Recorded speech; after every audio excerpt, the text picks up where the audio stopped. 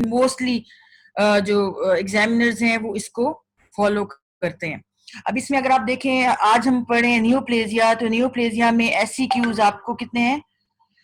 2 SCQs and 6 MCQs, means एक bulk, major bulk of जो आपका है पेपर वो इसमें से आता है। Neoplasia and inflammation, these two topics contain most number of MCQs and 2 SCQs, ठीक है। और मेजर ये बैक्टीरियोलॉजी जितनी भी है, special and general, it also contains maximum number of MCQs and SCQs। तो आपने जब भी पेपर की तैयारी शुरू करनी होती है, पेपर की प्रिपरेशन स्टार्ट करनी होती है, तो कम से कम ये आपने अपने सामने रखनी है कि कितना टाइम आपने किस टॉपिक को देना है। मींस अगर एक फॉर एग्जांपल हीमोडायनामिक्स है जिनमें से एक SCQ आना है और 2 MCQs आने हैं, इसके कंपैरिजन में अगर आप इन्फ्लेमेशन देखो या न्यूप्लेजिया देखो या बैक्टीरियोलॉजी देखो, इनमें MCQs और SCQs की आप क्वांटिटी चेक करो, तो आपको ये समझ आएगा कि जब आपने अपनी पेपर प्रिपरेशन की जो ऑर्स की डिस्ट्रीब्यूशन करनी है, तो आपने किसको ज्यादा टाइम देना है, ठीक है। तो ये चीजें होती हैं जो आपने साथ साथ देखनी होती हैं कि आपने अपने पेपर में पेपर की प्रिपरेशन फॉर एग्जांपल आपके पास 3 मंथ्स हैं या आपके पास 2 मंथ्स हैं, तो उसमें आपने कितना टाइम किस टॉपिक को देना है, ठीक है। It's called the smart study, कि स्मार्टली आपने किस तरह किसी भी टॉपिक को कवर करना है। तो आज हम न्यूप्लेजिया जिस तरह स्टार्ट करें, अब इसमें 6 MCQs आते हैं, 45 में से 6 MCQs इधर से आ रहे हैं, तो मींस इट मैटर्स के इसको आप अच्छी तरह पढ़ो, उसके MCQs के हिसाब से इसको पढ़ो, और SCQs भी इसमें से 2 आ रहे हैं, ठीक है। Today's learning outcomes क्या हैं? At the end of this lectures, all of you should be able to describe neoplasia. Neoplasia क्या है, उसकी definition क्या है, define neoplasia, what is the definition of neoplasia, most commonly asked question in the SCQs as well as in Viva, ठीक है। और ये आपको पोस्ट ग्रेजुएट तक पूछते रहते हैं कि न्यूप्लेजिया क्या है। और उसके बाद है कि आपको पता होना चाहिए कि न्यूप्लास्टिक ट्यूमर के बेसिक कंपोनेंट्स कौन से हैं। और third most important, nomenclature of neoplasia. पिछले कुछ years में जो न्यूप्लेजिया के MCQs आए हैं, उनमें से 90 to 95% are related to nomenclature of neoplasia, ठीक है। नॉमेनक्लेचर अगर हम आगे पढ़ेंगे कि क्या चीज क्या होती है नॉमेनक्लेचर, और हम उसको कुछ रूल्स हैं उसके हिसाब से अगर वो याद कर लें, तो आपको बहुत सी चीजों में बहुत आसानी हो जाएगी इसके नॉमेनक्लेचर को याद करने में। अच्छा जी, सबसे पहले है व्हाट इज न्यूप्लाज्म। आपका टास्क नंबर 1 है, आपने अपनी शीट्स पे टास्क नंबर 1 लिख के जस्ट उसका आंसर लिखना है, ठीक है। At the end of this lecture we will discuss all the task, और उसमें से भी जो आपको लगेगा कि वो इस पूरे लेक्चर में कवर नहीं हुए, तो आप पूछ सकते हैं एंड में, वरना ये आप अगर गौर से पूरा लेक्चर सुनोगे तो आपको अपने टास्क के खुद ब खुद आंसर मिलते जाएंगे। न्यूप्लाज्म मीन्स, अब जितने भी आप ये गौर कीजिएगा कि जितने भी हम टास्क इस लेक्चर में करेंगे वो बहुत स्ट्रेट फॉरवर्ड से होंगे। मींस न्यूप्लेजिया मींस या कुछ आगे भी आप पढ़ोगे उसमें सिनेरियो इतने आगे कुछ जाके हैं, लेकिन शुरू में इतने नहीं होंगे। इसका मकसद सिर्फ यही है कि आपको बेसिक कॉन्सेप्ट आ जाए। यही चीज जैसे मैंने लिखा है न्यूप्लाज्म मींस, इसमें से कोई एक ऑप्शन करेक्ट है। इसी तरह जब पेपर में आएगी तो इसी को पहले सिनेरियो थोड़ा सा बना के, ये हम आगे अपने कमिंग लेक्चर्स में इसकी चीज की भी प्रैक्टिस करेंगे कि सिनेरियो को डाल के एंड में पूछा वही चीज होती है जो बेसिक होती है, लेकिन पहले एक सिनेरियो दिया होता है, ठीक है। तो वो उसको भी हम आगे आगे प्रैक्टिस करेंगे इंशाल्लाह ताला इन कमिंग लेक्चर्स। इस लेक्चर में मोस्टली बेसिक लेवल के क्वेश्चंस होंगे, जिससे आप थोड़ी आपको कॉन्सेप्ट आपका बन जाए, आपकी कॉन्सेप्ट जब बन जाएंगे न्यूप्लाज्म के, न्यूप्लेजिया के, तो आगे आसानी होगी। तो neoplasm means which of the following is the correct answer? Disordered growth, new growth, poor growth, rapid growth और slow growth।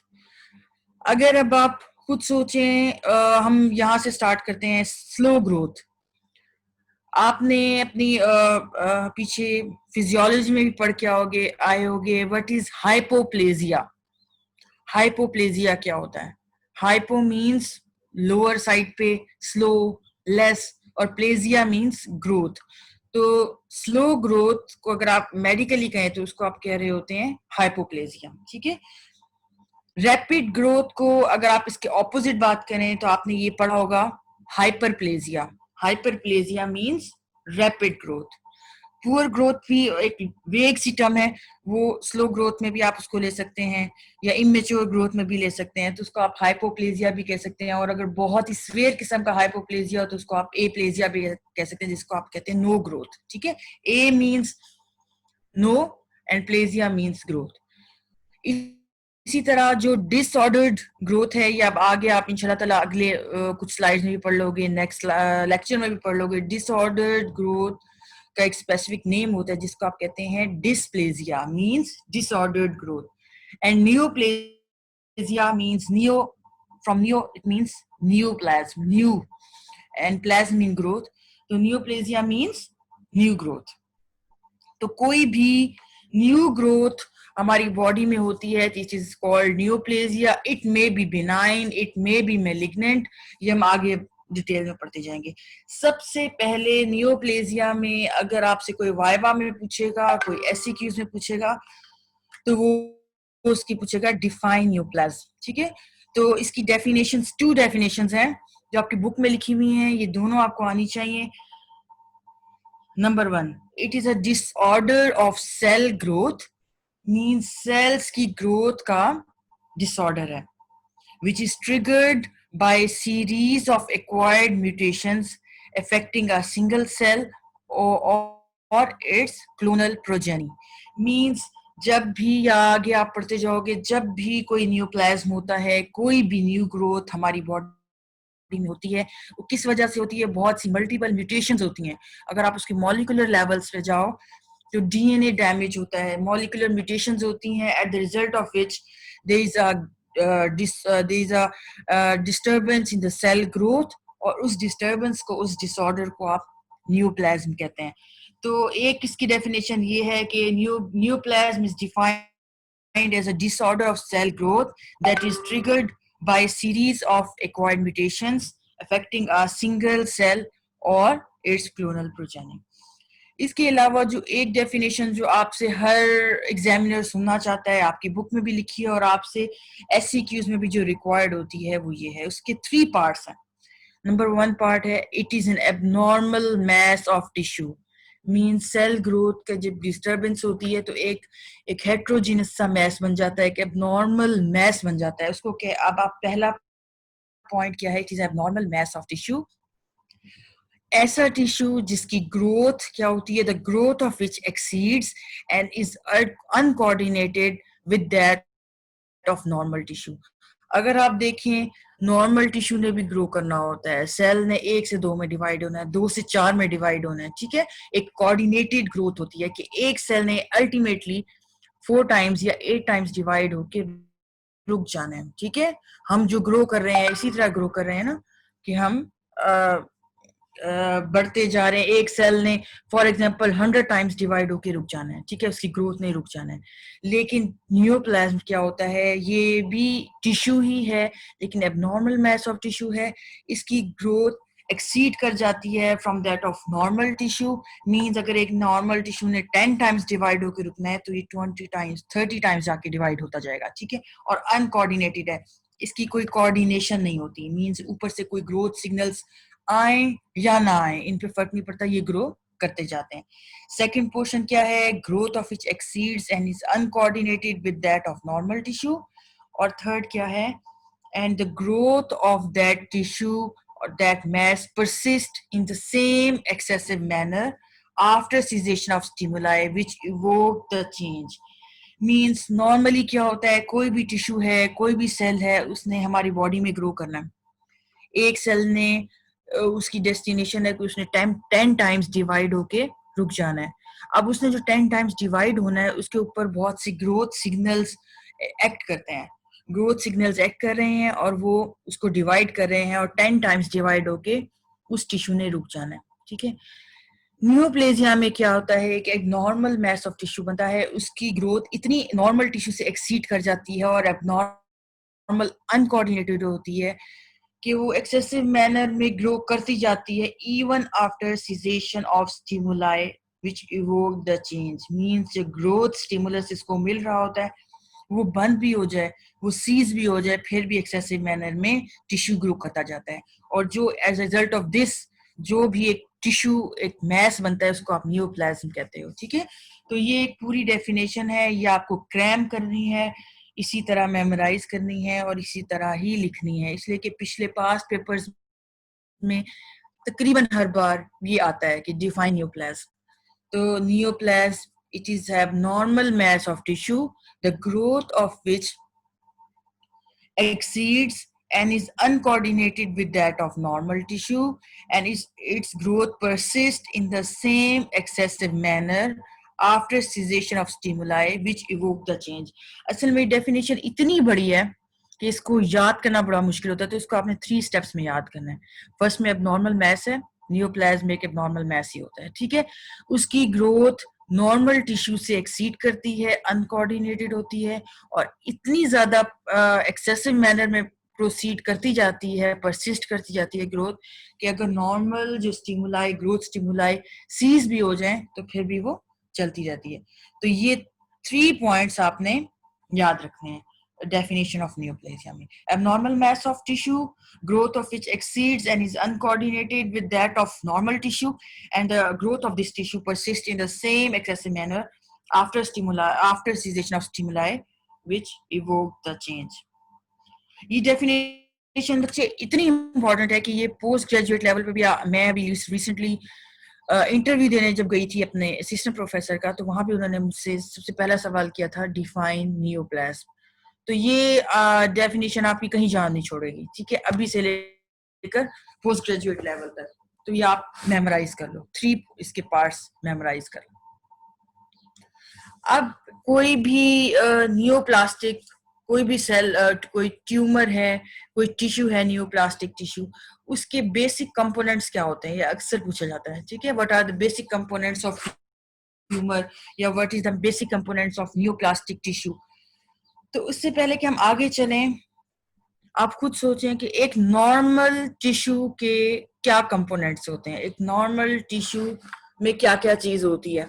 ठीक है, नॉर्मल टिश्यू में आप फिजियोलॉजी में पढ़ के आए हो, क्या क्या चीज होती है। सेल्स होंगे, एक टिश्यू, टिश्यू क्या है, ग्रुप ऑफ सेल्स। ठीक है, एक बहुत सारे सेल्स जब इकट्ठे हो जाते हैं वो एक टिश्यू बनाते हैं।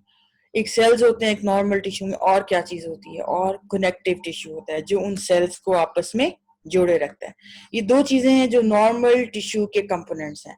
और अगर आप एक न्यूरोप्लास्टिक टिश्यू की बात करोगे, एक ट्यूमर की बात करोगे, तो उसमें क्या बेसिक कंपोनेंट्स होंगे, उसमें भी यही 2 ही बेसिक कंपोनेंट्स होंगे, एक सेल्स होंगे और एक कनेक्टिव टिश्यू होगा।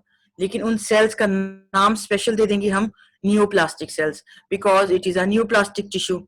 ठीक है, नॉर्मल टिश्यू हो तो एक नॉर्मल सेल्स होते हैं जो उसका नॉर्मल पैरेनकाइमा बनाते हैं। ठीक है, और जो एक नियोप्लास्टिक टिश्यू में, एक ट्यूमर में जो बेसिक कंपोनेंट्स है उसमें पहला कंपोनेंट है नियोप्लास्टिक सेल्स, और वो टिश्यू सारा जो ट्यूमर पैरेनकाइमा बना रहे हैं। और सेकंड अगर हम बात करें एक नॉर्मल टिश्यू के लिहाज से भी हम याद रखें, तो उसमें क्या होता है कि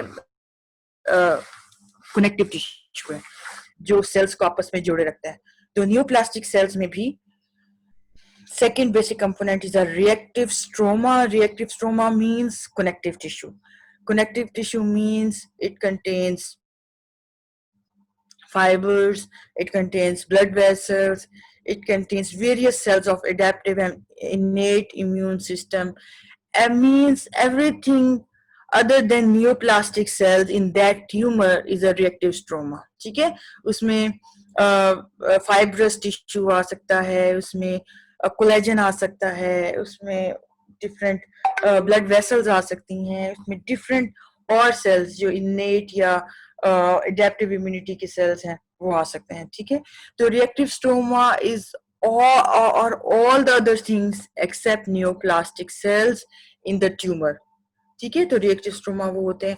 तो basically 2 basic components of tumour या नियोप्लास्टिक टिश्यूज क्या हैं, cells which are called neoplastic cells in this case and which will form the tumor parenchyma, and all the other things other than neoplastic cells, which is called reactive stroma. It contains connective tissue, blood vessels, various number of cells of adaptive and innate immunity.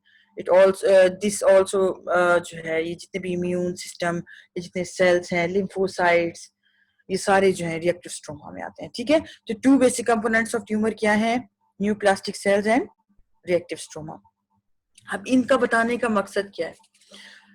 जब भी एक basic rule याद रख लें, जब भी connective tissue किसी भी न्यूप्लास्टिक ट्यूमर में स्कैंट होगा, मींस स्कैंटी कनेक्टिव टिश्यू होगा, means there is larger number of neoplastic cells and lesser amount of connective tissue, lesser amount of blood vessels, lesser amount of fibrous tissue. तो उस वो neoplasm by palpation आपको soft and fleshy मिलेगा. ठीक है, और if there is abundant collagenous stroma, abundant reactive stroma, and abundant connective tissue, that tumor will be hard or firm. और उस hard और firm जो एक न्यूप्लाज्म होता है, एक रिएक्टिव न्यूप्लास्टिक टिश्यू होता है, उसको आप कहते हैं डेस्मोप्लास्टिक टिश्यू, डेस्मोप्लेजिया. अब तक आपने पढ़ा हाइपोप्लेजिया, हाइपरप्लेजिया, नियोप्लेजिया, एप्लेजिया, और एक टर्म है डेस्मोप्लेजिया. ये आपसे वाइवा में पूछ लेते हैं, व्हाट इज मेंट बाय डेस्मोप्लेजिया. तो डेस्मोप्लेजिया क्या होता है? When the neoplastic tumor is hard, firm due to abundant collagenous stroma, it is called desmoplastic tissue. ठीक है, डेस्मोप्लेजिया, डेस मीन्स डेंस कनेक्टिव टिश्यू, जहां भी होगा उसको आप डेस्मोप्लेजिया कहेंगे. जितने ये प्लेजियाज है ना, ये आप टर्म्स पूछ लेते हैं, आगे भी 2-3 प्लेजियाज आएंगे. तो अब तक आपने याद रखना, न्यूप्लेजिया क्या है? Means new growth, abnormal new growth, जो उसकी पूरी डेफिनेशन है वो याद रखनी है. डेस्मोप्लेजिया means form hard neoplastic tissue है, उसको आप क्या कह रहे हैं? डेस्मोप्लेजिया. अच्छा जी, अब हम थोड़ा सा इंट्रोडक्शन, पहले न्यूप्लास्टिक जो ट्यूमर्स हैं, बिनाइन ट्यूमर्स होते हैं, मैलिग्नेंट ट्यूमर्स होते हैं, सब आपको थोड़ा बहुत आइडिया है, इसको थोड़ा सा करेंगे, उसके बाद हम नोमेनक्लेचर पे आएंगे. अच्छा जी, which of the following is not true regarding benign tumours. Benign tumours का थोड़ा बहुत आइडिया होगा आपको. बिनाइन ट्यूमर्स क्या होते हैं, मैलिग्नेंट ट्यूमर्स क्या होते हैं? मींस जो आप नॉर्मली कहते हो कि ऐसे आप लेमैन टर्म्स में बोलते हो कि उसको कैंसर हो गया, उस खुदा ना खासा उस पेशेंट को कैंसर है, तो बेसिकली आप कह रहे होते हो इन मेडिकल टर्म्स, अगर आप बात करें कि he that person is having malignant tumour. ठीक है, मैलिग्नेंट ट्यूमर्स ऐसे ट्यूमर्स होते हैं जिनको आप लेमैन टर्म्स में कैंसर्स कह रहे होते हैं. ठीक है, जो मोर डेंजरस होते हैं, जो मोर वाइड स्प्रेड होते हैं, जो बहुत रैपिडली ग्रो करते हैं. और बिनाइन ट्यूमर्स वो होते हैं जो बहुत इनोसेंट से होते हैं, जिनके कोई वाइड स्प्रेड इफेक्ट्स नहीं होते, वो अपनी जगह पे लोकलाइज्ड रहते हैं. ठीक है, और आप उसको सर्जिकली बहुत आसानी से विद कैप्सूल होते हैं, तो उनको आप विद कैप्सूल बाहर निकाल सकते हो. तो अगर हम इन सब में बात करें, which of the following is not true regarding benign tumours. Benign tumours की बात करें कि these are amenable to local surgical removal, तो हम बिनाइन ट्यूमर्स को सर्जिकली लोकल सर्जरी से निकाल सकते हैं, इसलिए कि वो एक एनकैप्सुलेटेड सा ट्यूमर होता है. बिनाइन ट्यूमर उसको आप पूरा का पूरा विद कैप्सूल बाहर निकाल सकते हो. उसकी वाइड स्प्रेड वो इतना फैला नहीं होता सराउंडिंग स्ट्रक्चर्स में. ठीक है, बिनाइन ट्यूमर्स इनोसेंट होते हैं, वो इतने वाइड स्प्रेड नहीं होते. लोकलाइज्ड होते हैं, यस होते हैं, इसलिए कि उसका प्रॉपर एक कैप्सूल होता है, वो अपनी कैप्सूल से बाहर नहीं निकलते. वेल डिमार्केटेड होते हैं, यस, बिनाइन ट्यूमर्स आर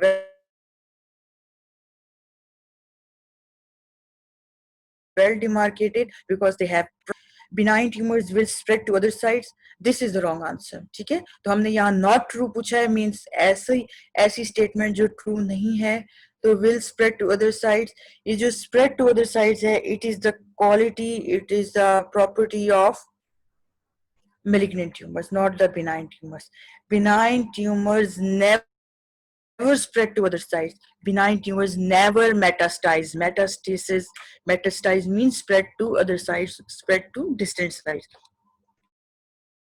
तो बिनाइन ट्यूमर्स की एक बहुत बड़ी खासियत है कि इट नेवर मेटास्टाइज, ठीक है। अब benign tumors said to be benign when number one, gross and microscopic appearances are considered relatively innocent. अब benign और microscopic appearance को आप कब innocent कहेंगे, या आप इंशाल्लाह नेक्स्ट लेक्चर्स में जब हम डिटेल पढ़ेंगे माइक्रोस्कोपिक की, ग्रोस पिक्चर्स की, तो उसमें आप देखते जाओगे कि इनोसेंट पिक्चर किसको आप कहते हो, ठीक है। किन चीजों को आप माइक्रोस्कोपिकली बिनाइन कहते हैं और किन को आप मेलिग्नेंट कहते हैं। Incoming lecture we will discuss it all in very detailed manner. Number 2, benign जो ट्यूमर्स हैं, these are localized, these are encapsulated, they will not spread to other sites, they will never metastasize. अगर एक tumour है जिसकी आपकी gross pictures भी आपको relatively innocent लग रही है, उसका कहीं ना कहीं थोड़ा बहुत आपको कैप्सूल भी थोड़ा बहुत नजर आ रहा है, लेकिन वो मेटास्टाइज हो गया, मींस वो मेलिग्नेंट है, वो बिनाइन नहीं है। तो एक बहुत मेजर प्रॉपर्टी है बिनाइन की कि ये आप बड़ी बड़ी अपने नोट्स में बड़ा बड़ा लिख लो कि never ever metastasize, benign tumour never metastasise.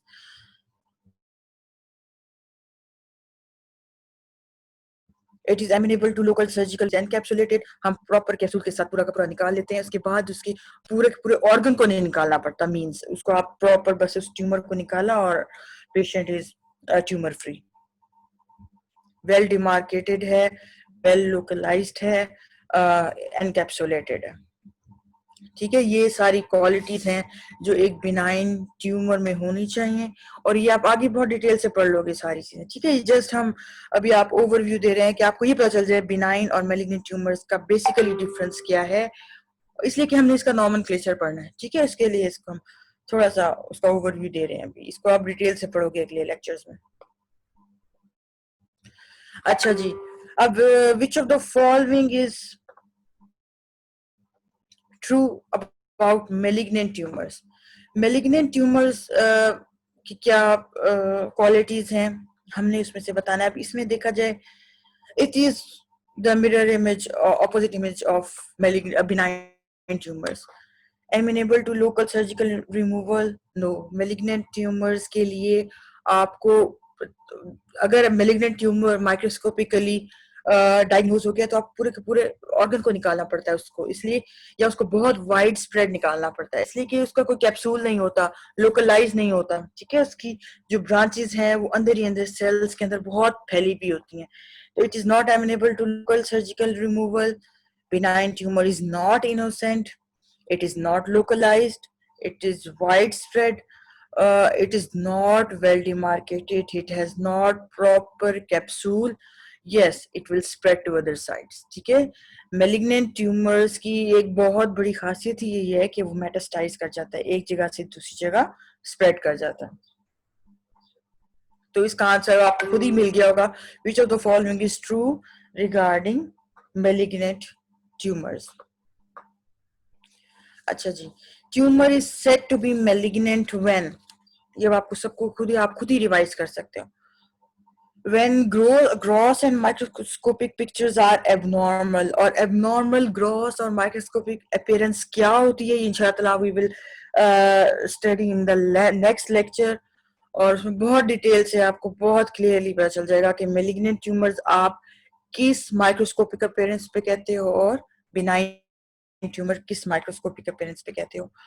malignant tumors are said to be malignant when they are not localized, they will spread to distant sites, mean they metastasize, they are poorly demarcated, means उसकी कोई proper capsule नहीं होता, demarcation नहीं होती, ठीक है। तो ये सारी क्वालिटीज हैं जो जनरली एक मेलिग्नेंट ट्यूमर में होती हैं, इनको इंशाल्लाह ताला डिटेल से पढ़ेंगे, क्योंकि what is the difference between benign and malignant tumor, most commonly asked question after the definition of neoplasia, in the viva, in the SCQs most commonly asked questions क्या होते हैं एससीक्यूज में भी, write down the differences between benign and malignant. ठीक है, तो आपको 6-7 इनके डिफरेंसेस आने चाहिए जो हम इंशाल्लाह नेक्स्ट लेक्चर्स में पढ़ेंगे कि क्या डिफरेंसेस आपने जरूर लिखने हैं बिनाइन और मेलिग्नेंट के डिफरेंसेस। अब आपका स्टार्ट होता है most important part of this lecture, nomenclature of tumour. Nomenclature means naming. किसी भी ट्यूमर को आप किस तरह नेम करोगे, ठीक है, उसे कहते हैं नॉमेनक्लेचर। अब सबसे पहले ये सोचने की बात है कि आपका जो नाम आपके पेरेंट्स ने रखा है उन्होंने किस तरह रखा है, ठीक है ना। आपका एक प्रॉपर नेम होगा। अगर मैं अपनी बात करूं, मेरा नाम है नुदरत खान, ठीक है। 2 पार्ट्स हैं नेम के।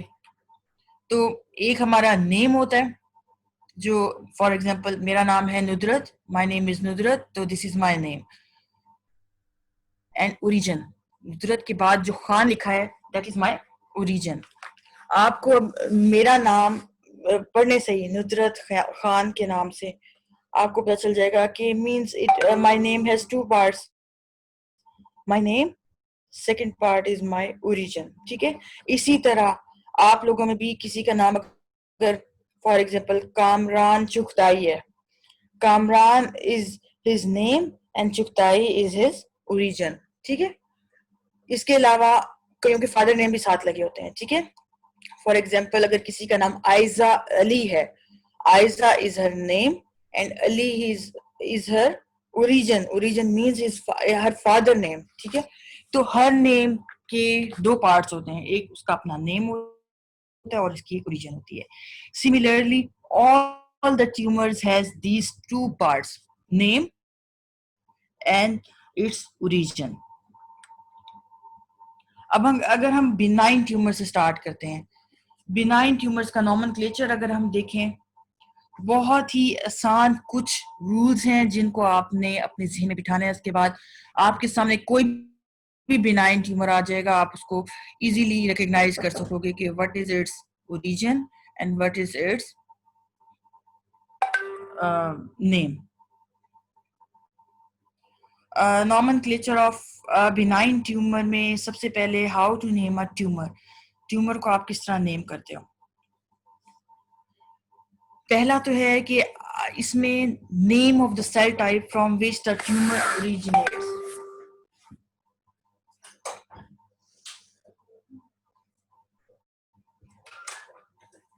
तो सबसे पहला है name of the cell type from which the tumour originates, कि जो ट्यूमर बिनाइन ट्यूमर का पहला पार्ट होगा वो क्या शो करेगा कि किस जगह से ये ट्यूमर ओरिजिनेट हुआ है, ठीक है।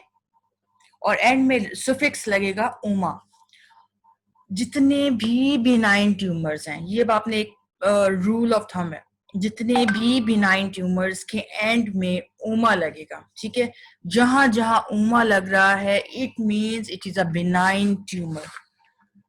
Exceptions are there with few exceptions, exception हम बाद में पढ़ेंगे। बस अभी आप ये याद रखें कि जितने भी बिनाइन ट्यूमर्स हैं at the end of its name there is a suffix oma, ठीक है। अच्छा, ये सारा नॉमेनक्लेचर पढ़ने का मकसद क्या है। एक तो ये मकसद है कि आपको पता चले बिनाइन या मेलिग्नेंट ट्यूमर है, और बहुत जो इम्पोर्टेंट पॉइंट ऑफ आपके इम्पोर्टेंस के लिहाज से है कि आपके जो एमसीक्यूज खास तौर पे और एससीक्यूज में भी कुछ इस तरह के क्वेश्चंस आते हैं जिसमें आपसे नॉमेनक्लेचर के हिसाब से बहुत से क्वेश्चंस होते हैं। उनको हम आगे पढ़ेंगे किस तरह क्वेश्चंस आपसे पूछे जाते हैं। अब ये फॉर एग्जांपल ये एक टास्क है, फाइब्रोमा ओरिजिनेट्स फ्रॉम। मैंने आपको बताया था किसी भी ट्यूमर के 2 पार्ट्स हैं, एक है फाइबर, सेकंड पार्ट ओमा। एंड व्हेनेवर देयर इज ओमा एज अ सुफिक्स, तो हमने विद फ्यू एक्सेप्शंस, वो एक्सेप्शंस अभी आपने नहीं याद रखनी, वो एट द एंड हम देखेंगे कौन सी एक्सेप्शंस हैं जिनको आपने जस्ट याद रखना है। उसके अलावा जितने भी ओमा है ऑल ओमा आर बिनाइन। तो इसमें अगर आप देखें फाइबर ओमा, ओमा means it is a benign tumour and fibre means its origin. Fibroma originates from, अब आप इसमें से खुद भी देख सकते हो, adipose tissue, blood vessels, cartilaginous tissue, fibrous tissue और ग्लैंडुलर टिश्यू। ठीक है, तो ये आपसे पूछ लेते होते हैं फाइब्रोमा। ये तो बहुत मैंने आपको बेसिक क्वेश्चन बताया ना, इसी तरह स्नेरियो बेस्ड इसी को ही बना के और एट द एंड आपसे पूछ लेते हैं इट्स ओरिजिनेट्स फ्रॉम, तो आपको पता होना चाहिए। हम आगे कॉम्प्लिकेटेड से थोड़े स्नेरियो बेस्ड क्वेश्चंस भी इससे रिलेटेड करेंगे इंशाल्लाह ताला इन the next lectures, in the coming next lectures. Fibroma originates, fibroma, oma means benign and fiber means it originates from fibrous tissue. तो फाइब्रोमा कहाँ से ओरिजिनेट कर रहा है? From the fibrous tissue. अगर हम और सबको देखें, एडिपोज टिश्यू, एडिपोज टिश्यू कौन से टिश्यू होते हैं? लिपिड सेल्स होते हैं ना, जो एडिपोज सेल्स होते हैं उनसे जो उनकी जो कलेक्शन है उसको एडिपोज टिश्यू कहते हैं। तो एडिपोज टिश्यू से जो बिनाइन ट्यूमर ओरिजिनेट करता है इट इज कॉल्ड लाइपोमा। ठीक है, lipo means lipid cells and oma means benign. तो benign tumour of adipose tissue is called lipoma. Benign tissue of blood vessels is called hemangioma. ठीक है, ओमा means benign and hemangio related to blood vessels. इसी तरह cartilaginous tissue से जो originate होता है बिनाइन ट्यूमर, उसको आप कह रहे होते हैं chondroma. Chondro means cartilaginous origin and ओमा means benign. And the tumor that originates from glandular tissue, it is called adenoma. Adeno means gland related and oma means benign. तो ये आप आगे आप पढ़ते जाओगे, ये आप खुद इस टास्क को खुद ही कर सकते हो। पिछले हमने सारे डिस्कस कर लिए हैं। Benign tumour of cartilage is called chondroma, fibroma, leiomyoma, lipoma, osteoma. तो benign tumour of cartilage is called, ये आप खुद अपनी टास्क पे लिख सकते हो at the end of the lecture. अगर आपको इन टास्क में से कोई टास्क समझ नहीं आया तो हम डिस्कस कर सकते हैं। ठीक है, task number 7, benign tumour of smooth muscle is called, smooth muscles origin होगी और benign and eight the end of that tumour ओमा इज अ सुफिक्स। तो chondroma, fibroma, leiomyoma, lipoma, osteoma.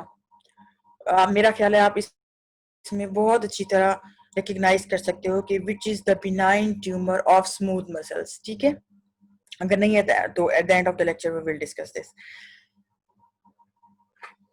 Task number 8, benign tumour of fat cells is called chondroma, fibroma, leiomyoma, lipoma और osteoma. Fat cells means lipid cells, adipose cells, और उससे जो benign tumour originate करता है, इन 5 options में से आपने बताना है कि उसमें कौन सा करेक्ट आंसर है।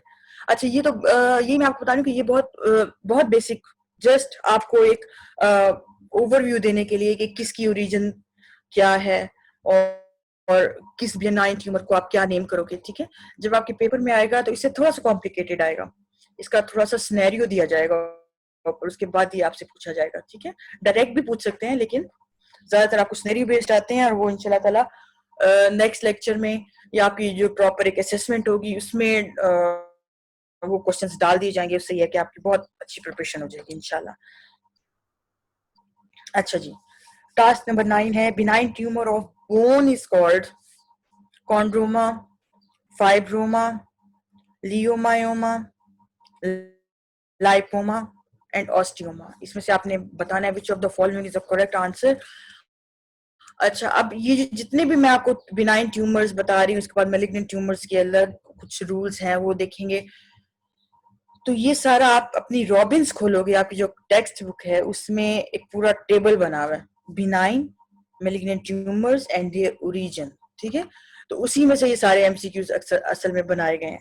तो ये आप उधर से जब आप देखोगे तो ये टास्क आप, अगर आपको अभी मेमोराइज नहीं हो रही या अभी आपको थोड़ी सी इसमें डिफिकल्टी हो रही है, तो आप अगर वो बुक खोल लोगे तो टेबल में सारे हैं। लेकिन बात यह है कि अगर आप इसका थोड़ा सा कॉन्सेप्ट ले लोगे ना कि ओमास के साथ और बिनाइन क्या है, मेलिग्नेंट क्या है, किसको आप बिनाइन कहोगे, किसको आप मेलिग्नेंट कहोगे, तो इसको आप बहुत ज्यादा मेमोराइज करने की जरूरत ही नहीं है, ये बहुत आसानी से आपको जहन में रह जाएंगे।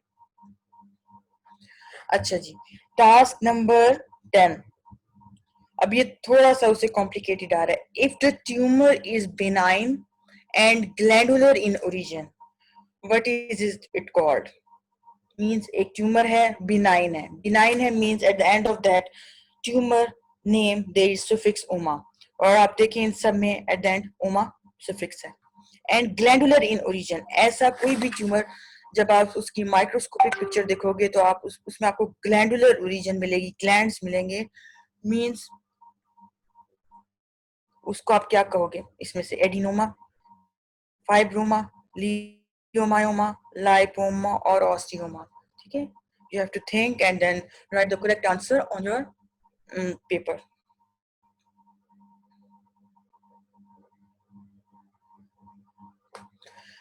Task number 11. If the tumor is benign and squamous in origin, means एक ट्यूमर है, उसकी आपने माइक्रोस्कोपिक पिक्चर देखी है, उसमें आपको इनोसेंट माइक्रोस्कोपिक पिक्चर मिली है। इनोसेंट माइक्रोस्कोपिक पिक्चर क्या है, ये we will study in the next few lecture. Means आपको पता चल ना, ठीक है। और साथ उसमें जो ओरिजिन है आपको स्क्वेमस एपिथेलियम मिल रही है, स्क्वेमस ओरिजिन मिल रहा है, तो उसको आप इनमें से क्या कहोगे? एडिनोमा कहोगे, फाइब्रोमा कहोगे, लियोमायोमा कहोगे, ऑस्टियोमा कहोगे और पेपिलोमा कहोगे। ठीक है, एडिनोमा की ओरिजिन मैंने आपको बताया था, कोई भी ऐसी जिस ग्लैंडुलर ओरिजिन है, ग्लैंड्स नजर आ रहे हैं आपको माइक्रोस्कोपिक पिक्चर में, तो उसको आप नहीं हो, और बिनाइन ट्यूमर है तो adenoma. Fibroma originates from fibrous tissue. Leiomyoma originates from the smooth muscle cells. Osteoma, its origin is the bone cells, and papilloma originate from the squamous epithelium. ठीक है, तो ये आपने बताना है कि which of the following tumor is named when it is benign and squamous in origin. अच्छा जी, अब एक बहुत इंपॉर्टेंट क्वेश्चन जो आपसे पूछते होते हैं, what is the difference between papilloma and polyp? ठीक है, पेपिलोमा, आप नॉर्मली पेपिलोमा हो या पॉलिप हो, these are finger like projections, both are benign.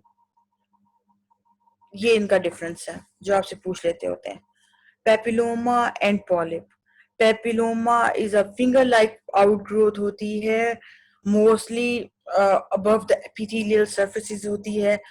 आपने अक्सर देखे होंगे स्किन टैग्स, स्किन टैग्स होते हैं, आगे पिक्चर आ भी जाएगी, दिस ये स्किन टैग्स हैं, ये पूरी स्किन पे कहीं भी होते हैं, नॉर्मली बिनाइन होते हैं, इसका कोई डेंजरस इफेक्ट्स नहीं होते, ओल्ड एज में अक्सर हो जाते हैं। ठीक है, दीज आर पेपिलोमास।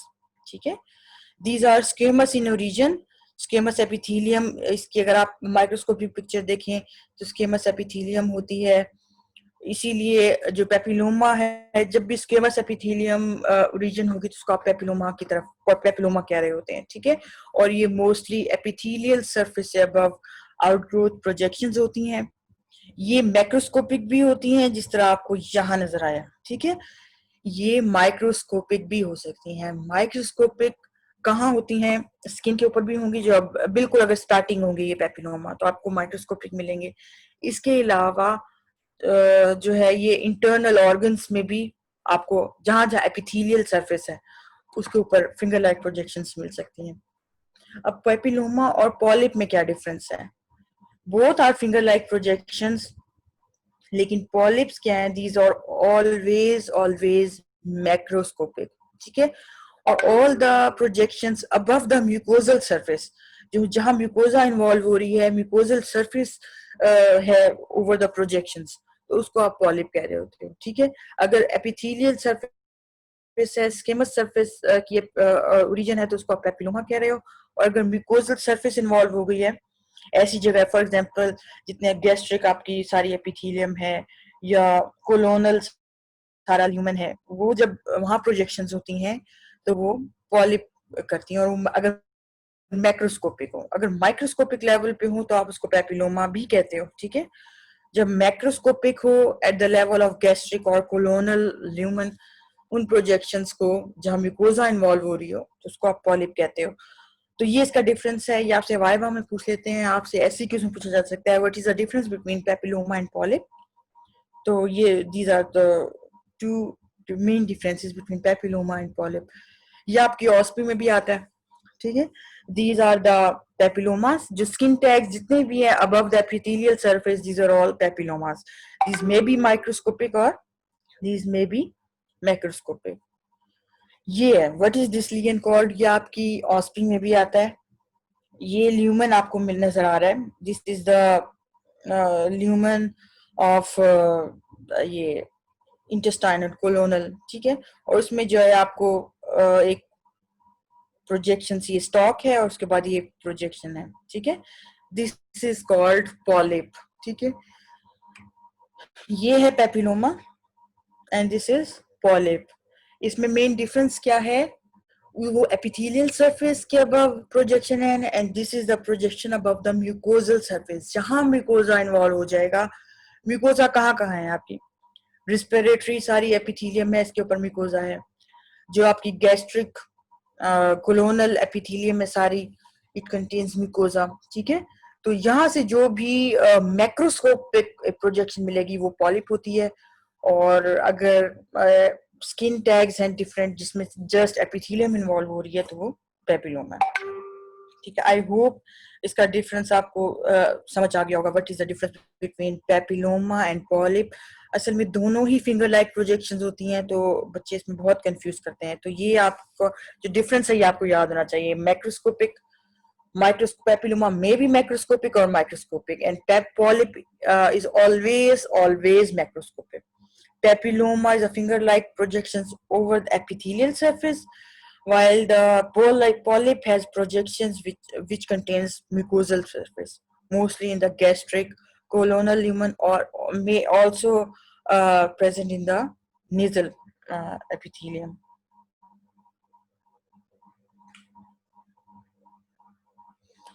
ये आपके ऑस्पी के लिहाज से इम्पोर्टेंट क्वेश्चन भी है और ये पिक्चर्स भी। अच्छा जी, अब थोड़ा सा कॉम्प्लिकेटेड होता जा रहा है काम। अभी हमने बहुत बेसिक पढ़ा नॉमेनक्लेचर, अब बिनाइन ट्यूमर्स के ही नॉमेनक्लेचर थोड़ा सा हम उसको एडवांस करते जाएंगे। What is papillary cyst adenoma. अब आप इसको तीन को ही आप अलग अलग देखो। पेपिलरी मींस उसकी जो अपीयरेंस है वो फिंगर लाइक होगी, ठीक है। Papillary means finger like. Cyst adenoma, cyst means ऐसा कोई टिश्यू है जो सिस्टिक है, ठीक है। ऐसा ट्यूमर है जो सिस्टिक है। एडिनोमा मींस, एडिनो मींस हमने पहले भी डिस्कस कर चुके हैं, एडिनो जहां भी आएगा मींस ग्लैंडुलर उसकी कुछ ओरिजिन है, और ओमा मींस बिनाइन, ठीक है। तो इस पूरे को जब आप एक देखोगे, papillary means finger like projections होंगी, सिस्ट एडिनोमा मींस ओमा है, बिनाइन ट्यूमर होगा, और सिस्ट एडिनोमा ऐसा ग्लैंडुलर टिश्यू है जो सिस्टिक है, ठीक है। तो mass produce papillary patterns that protrude into the cystic spaces.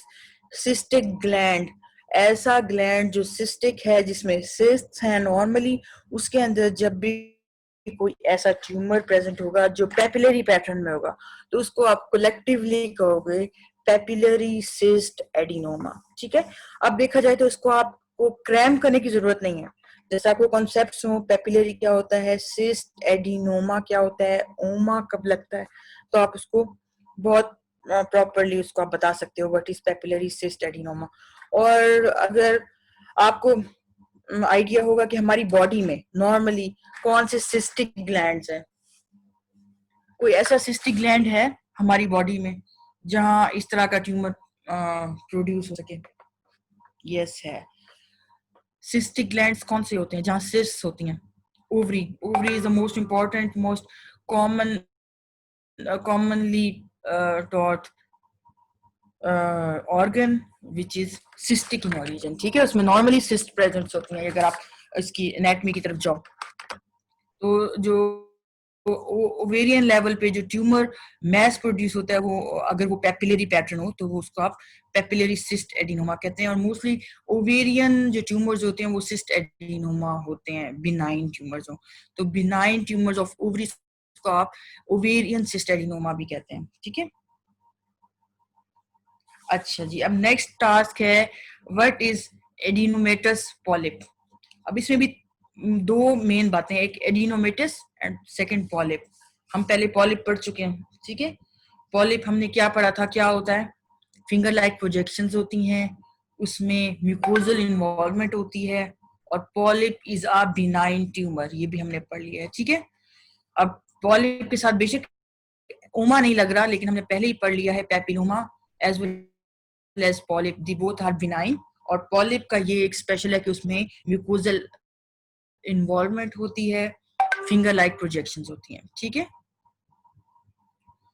तो एडिनोमेटस पॉलिप आप किस किस ट्यूमर को कहेंगे, these are the benign tumours, means polyp ही होगा, फिंगर लाइक एक ट्यूमर होगा that has a glandular tissue, means ऐसी जगह पे वो पॉलिप प्रेजेंट होगा कि जब आप उसकी माइक्रोस्कोपिक पिक्चर देखोगे तो उसमें ग्लैंडुलर आपको टिश्यू मिलेगा, ग्लैंडुलर ओरिजिन मिलेगी। ठीक है, तो एडिनोमेटस पॉलिप ऐसे पॉलिप्स को कहते हैं जिनमें ग्लैंडुलर टिश्यूज होंगे। ठीक है, ये आप आगे फिर इससे डिटेल में पढ़ते जाओगे। तो ये आप अब आपको याद करने की जरूरत नहीं है, जहां भी एडिनोमेटस पॉलिप आएगा आप सबसे पहले खुद ही सोच लोगे पॉलिप है means it is a benign tumour, adenomatous है मींस इसमें ग्लैंडुलर ओरिजिन है, कोई ग्लैंडुलर इन्वॉल्वमेंट है। ठीक है, अच्छा जी, ये आपसे बहुत कॉमनली आस्क्ड क्वेश्चन है, आपके ऑस्पी में तकरीबन हर बार ही आता है, क्या आइडेंटिफाई द लीन। थोड़ा सा सिनेरियो ये है कि 1 year old बेबी है, उसकी एब्डोमेन पे ये पिंकिश रेडिश पिंकिश सा एक एलिवेटेड सा मैस है, आइडेंटिफाई द लीन। ठीक है, ये आपसे कॉमनली आस्क्ड ऑस्पी क्वेश्चन होता है ये वाला। तो ये actually it is a benign tumour of blood vessels. ठीक है, ब्लड वेसल्स एक्यूमुलेट होके एक एबनॉर्मल मैस बना देते हैं, बिनाइन मैस बना देते हैं बच्चों में, और वो इनोसेंट सा होता है, इसका कोई एज सच नहीं होता, विद द टाइम वो 3-4 years के हो जाता है, रिग्रेस कर जाता है। ठीक है, और it is called haemangioma, benign tumour of blood vessel is called haemangioma. Most commonly small kids में होता है और Aahista Aahista with time regret कर जाता है, और उसके पेरेंट्स टिपिकल ये पेरेंट्स होती है, तो इट इज अ हिमेंजियोमा। और ये थोड़ा सा एलिवेटेड सा होता है, और अगर आप इसको थोड़ा सा ज्यादा टच करो ब्लीड भी कर जाता है, इसलिए बहुत फ्रिजाइल सा होता है, लेकिन इतना डेंजरस नहीं है, means it is a benign tumour. ठीक है, तो benign tumour originating from the blood vessel is called, which of the following is correct, adenoma, fibroma, haemangioma, lipoma और ऑस्टियोमा। तो ये आप आई होप इनमें से आप बहुत इजीली करेक्ट आंसर को चूज कर सकते हैं। अच्छा जी, benign tumour of glandular origin with gross appearance of cystic mass is labelled as, ऐसे ट्यूमर को आप क्या कहोगे जो बिनाइन होगा, बिनाइन होगा means Uma eight the end of that tumour लगेगा, और आप ऑप्शन देखो सबके एंड में उमा लग रहा है। ग्लैंडुलर ओरिजिन होगा मींस ग्लैंडुलर ओरिजिन जब भी होगा तो आप उसमें एडिनो डालोगे, एडिनोमा डालोगे। ठीक है, with a gross appearance of cystic mass, एक सिस्टिक मैस के अंदर आपको ग्लैंडुलर रीजन मिलेगा, बिनाइन ट्यूमर मिलेगा। तो which of the following is the correct answer regarding this type of mass, cyst adenoma, fibroma, leiomyoma, osteoma और papilloma. तो ये आप बहुत अच्छी तरह इनमें से बता सकते हो कि विच of the following the correct answer.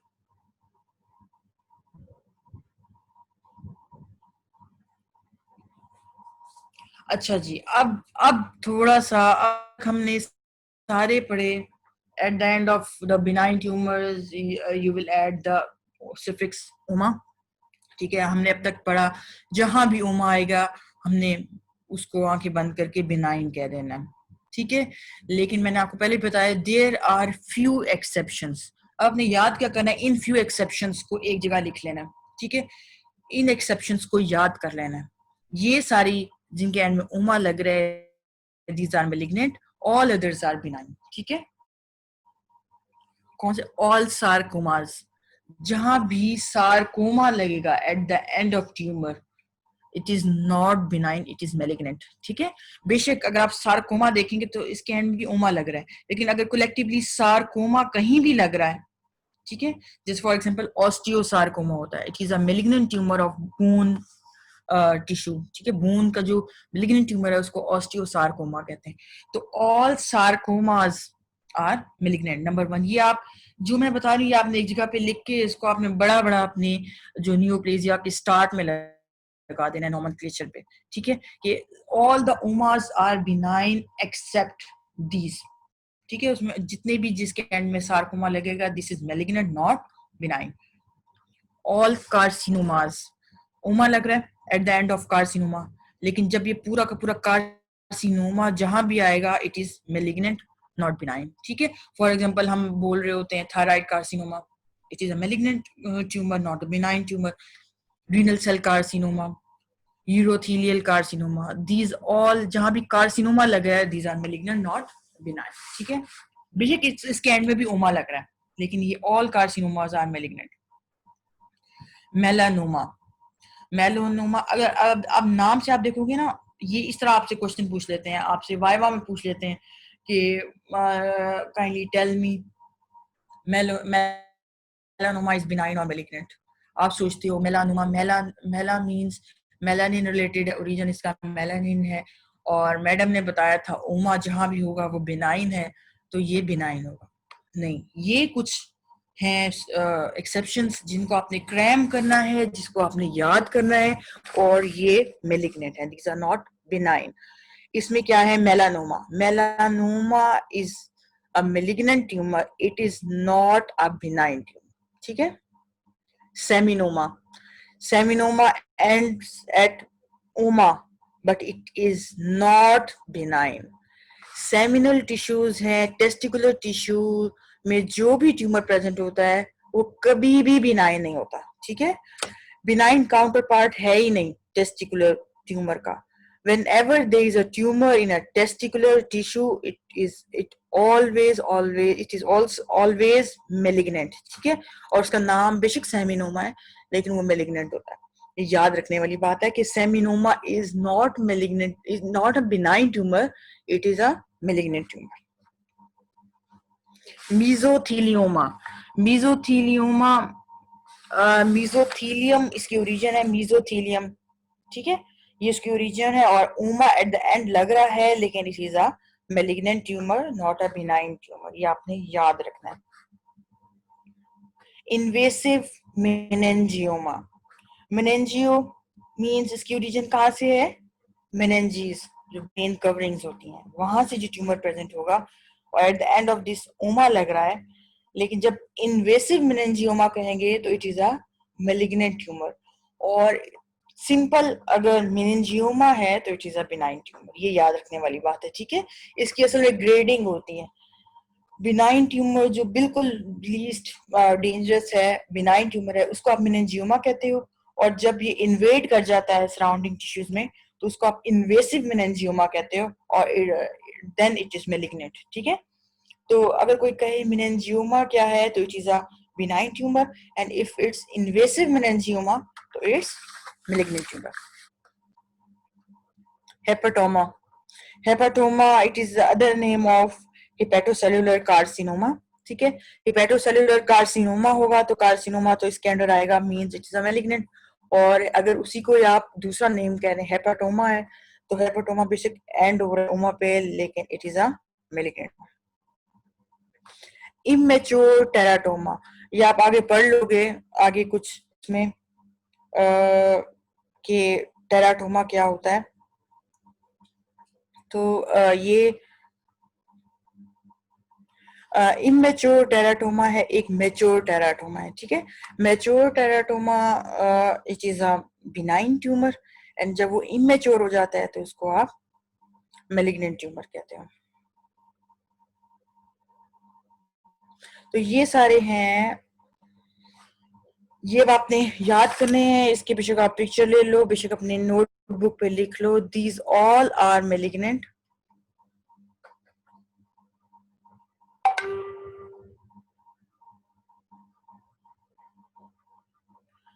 These all are malignant. और इसका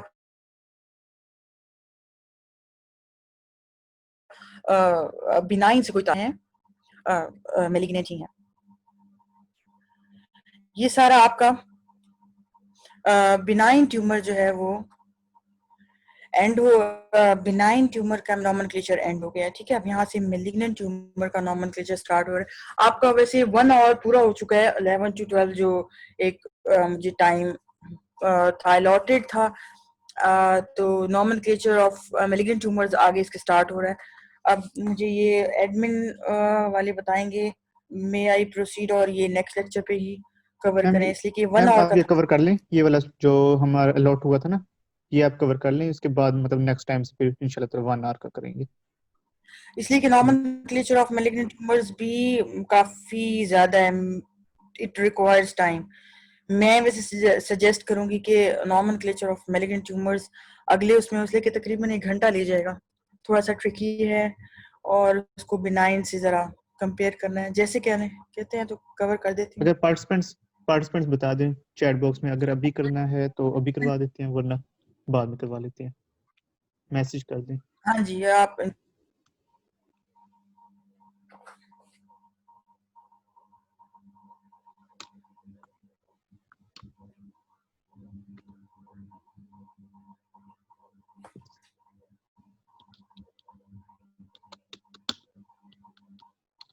या अगर वो इन्हीं टास्क को थोड़ा डिस्कस करना है, मेरा ख्याल है कुछ क्वेश्चंस भी होंगे बच्चों के जहन में, अगर वो करना है तो वो कर लेते हैं। जैसे एंड अगर किसी का कोई क्वेश्चन है तो वो हैंड रेज कर सकता है, उस पर्सन को अनम्यूट कर दिया जाएगा और वो डायरेक्ट भी क्वेश्चन कर सकता है, या फिर वो चैट बॉक्स में भी क्वेश्चन प्लेस कर सकता है। तो मैं फॉरवर्ड कर दूंगा आपका क्वेश्चन मैम को, और मैम वो आंसर कर देंगी। हमारा इस सेशन का मकसद ये था इंटरेक्टिव इसको बनाना, ताकि आप लोगों को सब कुछ क्लियर हो जाए आपके स्पेसिफिक टॉपिक से रिलेटेड।